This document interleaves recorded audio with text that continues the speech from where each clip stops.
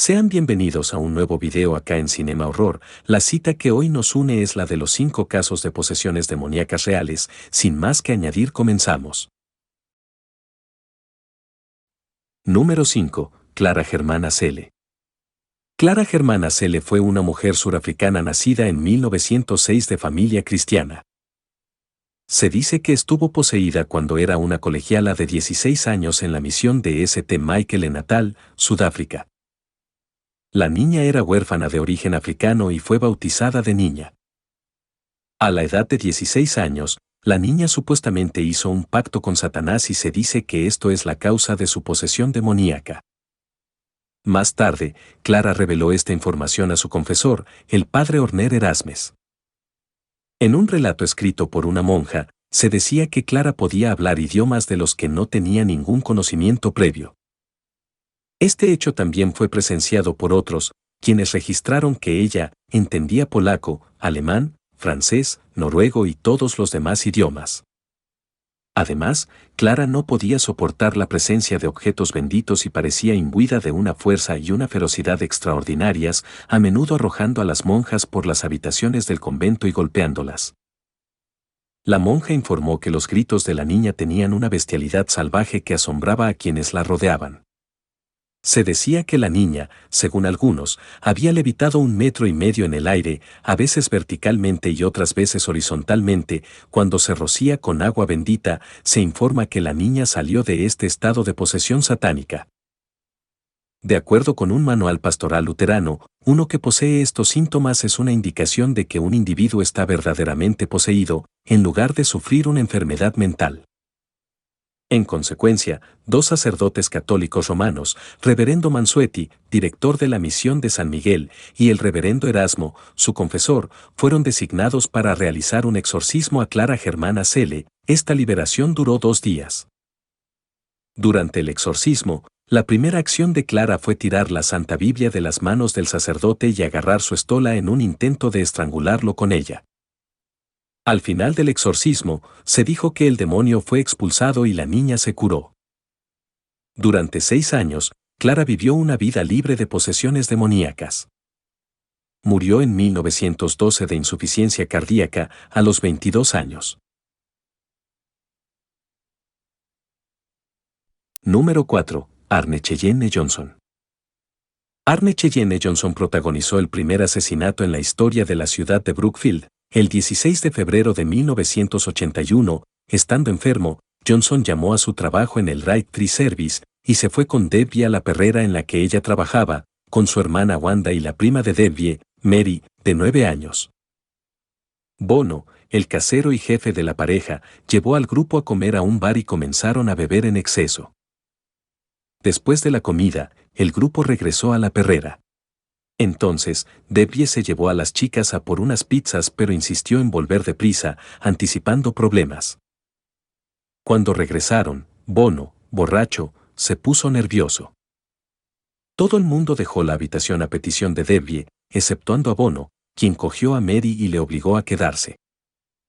Johnson volvió al apartamento y ordenó a Bono que dejase ir a Mary.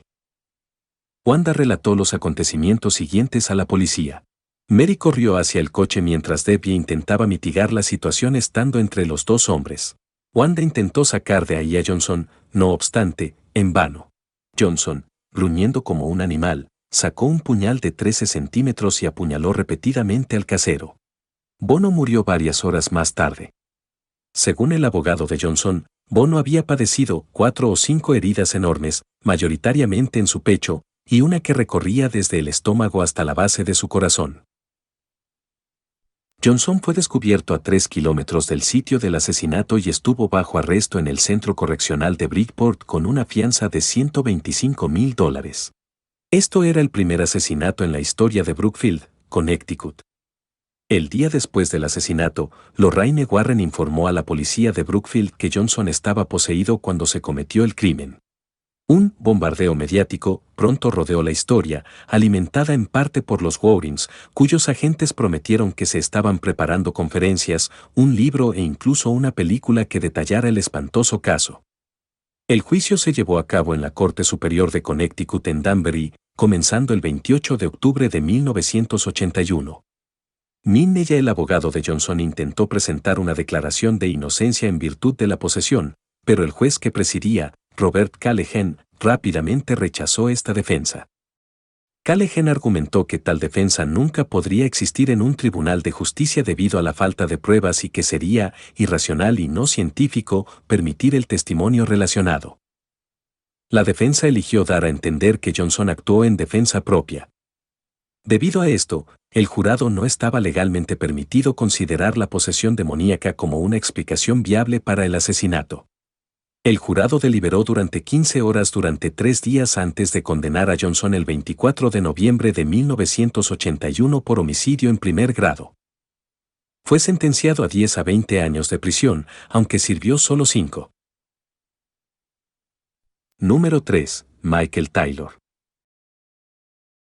Michael Taylor, de 31 años, y su esposa Christine, de 29, eran otra pareja de clase media, que hace poco asistían a los servicios religiosos de la Christian Fellowship Group en Barnsley. Nada fuera de lo cotidiano, pero de pronto un día durante la misa Michael empezó a hablar en lenguas y agredir a una mujer de la congregación con la que presuntamente tenía una aventura. Según lo sospechaba su esposa, fue necesario que varios de los presentes redujeran a la fuerza a este hombre. Mientras tanto, el sacerdote se puso en contacto con un par de expertos en exorcismos, el padre anglicano Peter Vincent y el reverendo metodista Raymond Smith. El exorcismo tuvo lugar en otra iglesia de la localidad el 5 de octubre de 1974 por la noche. En este ritual los exorcistas manifestaron haber expulsado con éxito al menos 40 demonios del cuerpo de Taylor. Sin embargo, dieron por terminado esta ceremonia alrededor de las 7 de la mañana del día siguiente.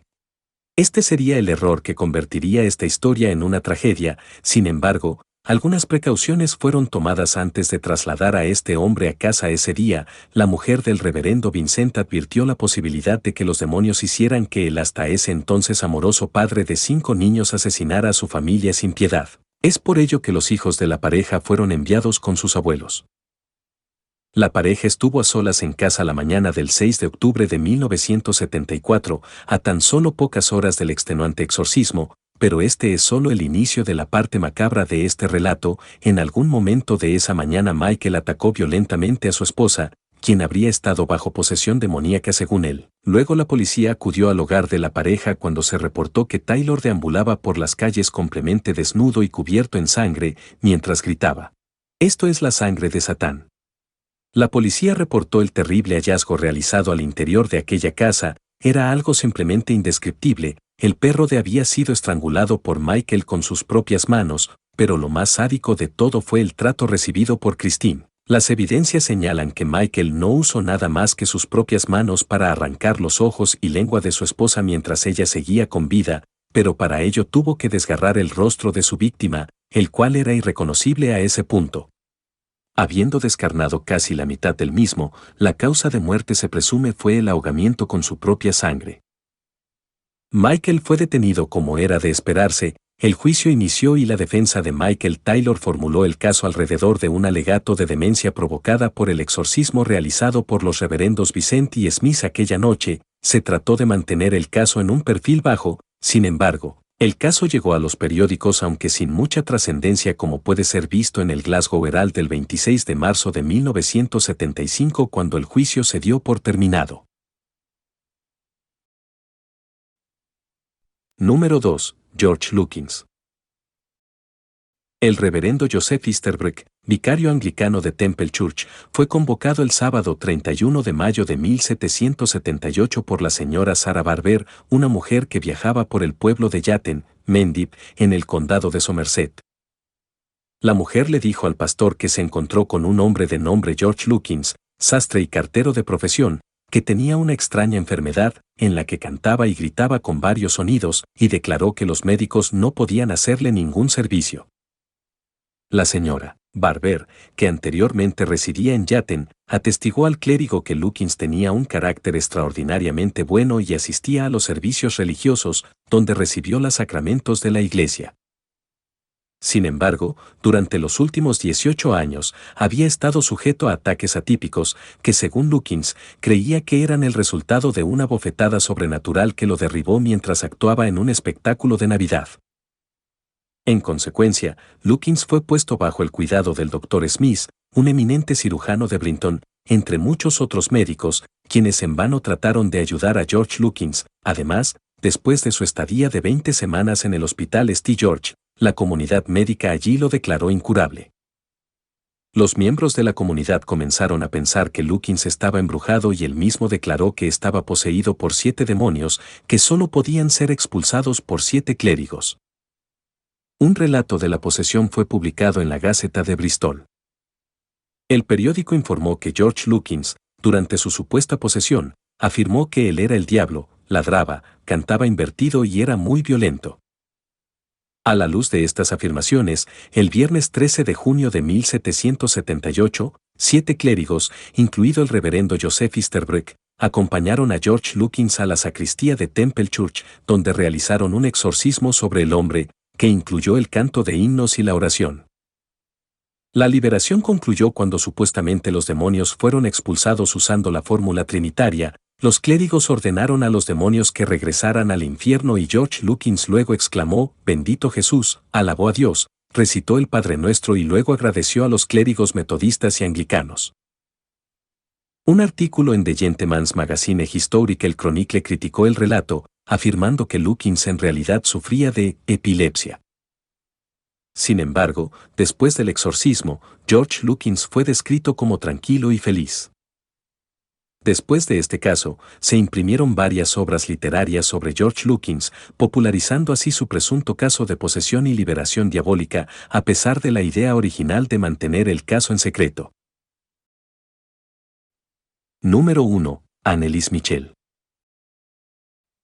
Anneliese Michel fue una mujer alemana y católica nacida el 21 de septiembre de 1952 en Baviera, Alemania Occidental. En 1969, con 17 años de edad, Anneliese comenzó a padecer extraños ataques y se creía que podía tener epilepsia. Permaneció internada en el Hospital Psiquiátrico de Würzburg. Cuando salió, logró completar sus estudios de bachillerato. Habiendo centrado su vida alrededor de una fe católica devota, Anneliese empezó a manifestar una condición de posesión demoníaca, intolerancia a los objetos y espacios consagrados, como un crucifijo e imágenes de la Virgen, entre otros. En junio de 1970, Anneliese fue internada de nuevo en el hospital psiquiátrico, donde le fue prescrita medicación contra las convulsiones por primera vez, aunque nunca alivió sus síntomas. Continuó hablando de lo que llamaba las caras malignas que veía varias veces al día mientras rezaba.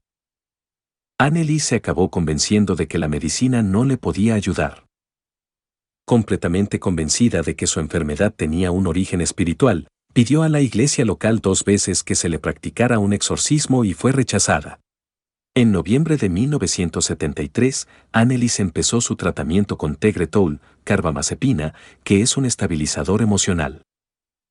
Anneliese tomó esta medicación con frecuencia. En 1973, Anneliese abandonó el tratamiento de esquizofrenia en el Hospital Psiquiátrico de Würzburg y los padres acudieron a la parroquia local solicitando a los religiosos que su hija fuera sometida a un exorcismo. Al principio, todos ellos lo rechazaron, ya que la doctrina de la Iglesia con respecto a estas acciones es muy estricta. Poco después, el párroco Louis Alt, considerado un respetado experto en la materia, creyó probar que Anneliese reunía las condiciones suficientes para considerarse poseída y consiguió el permiso de las autoridades eclesiásticas para realizar un exorcismo siguiendo el ritual. Durante las sesiones, Anneliese manifestó estar poseída por 6 demonios diferentes: Lucifer, Caín, Judas Iscariote, Nerón, Hitler y un sacerdote corrupto del siglo XVI de apellido Fleischmann. Antes de eso, se había destrozado las rodillas en ataques de genuflexión compulsiva, 600 al día. Se escondía debajo de la mesa, ladrando como un perro durante un par de días. Comía arañas, carbón y le arrancó la cabeza de un mordisco a un pájaro muerto. Lamía su propia orina del suelo y podía oírsele a través de la pared gritando durante horas. El exorcismo se prolongó durante un año. En la primavera de 1976, Anneliese sufría neumonía y anemia. Gradualmente debilitada y agotada hasta la fiebre, murió el 1 de julio a los 23 años. La autopsia de Annelies atribuyó el fallecimiento a la desnutrición y deshidratación. Los padres de Annelies fueron llevados a juicio por la presunta culpabilidad de asesinato de su hija, junto a los 2 curas que realizaron los exorcismos. Todos fueron declarados culpables de homicidio por negligencia al permitir que llegara a la desnutrición y se les condenó a 6 meses de cárcel, sustituidos por una fianza y 3 años de libertad condicional. Y con esto finalizamos la cita de hoy. Recuerda que si mi contenido es de tu agrado, puedes suscribirte y activar la campana para estar al tanto de nuevo contenido. También puedes compartir el video con un amigo. Además, si deseas apoyarme, tengo cuenta en Patreon, y los mecenas contarán con acceso anticipado a nuevos vídeos. Sin más que añadir, se despide Cinema Horror.